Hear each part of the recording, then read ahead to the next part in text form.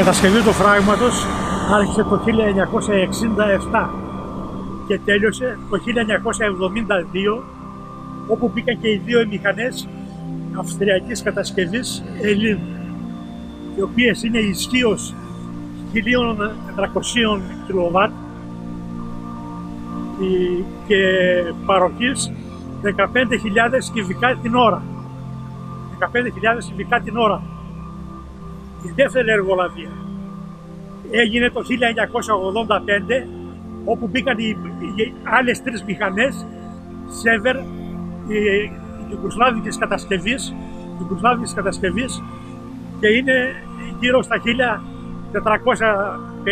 κιλοβάτ η μηχανή και έχουν παροχή 14.500 κυβικά την ώρα.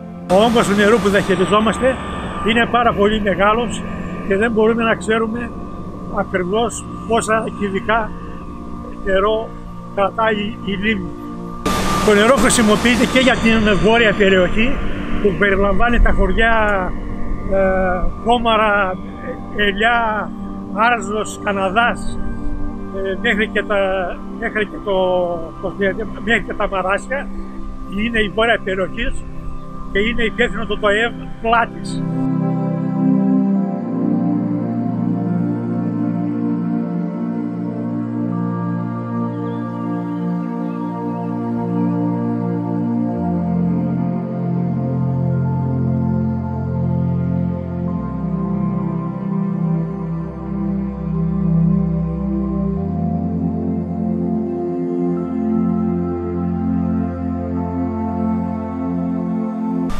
Έχουμε και την νότια περιοχή, περιλαμβάνει τα χωριά Ρίζα, Καστανές, Καβίλη, Λεπτή και ένα δυτικό μέρος της Ορεστιάδος, και τα χωριά Νεοφόρη, Στέρνα και Βάδος. Διαχειριζόμαστε ένα μεγάλο όγκο σε νερό για τη βόρεια περιοχή και για την νότια περιοχή και συμπεριλαμβάνει τα χωριά Ρίζα, Καστανές, Κέραμος, Στέρνα, Λεπτή, Φυλάκιο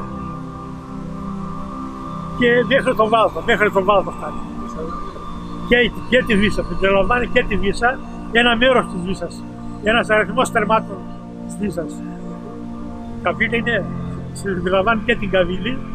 Ο λόγος της ύπαρξής του είναι για να εξυπηρετήσει πολλές χιλιάδες στρέμματα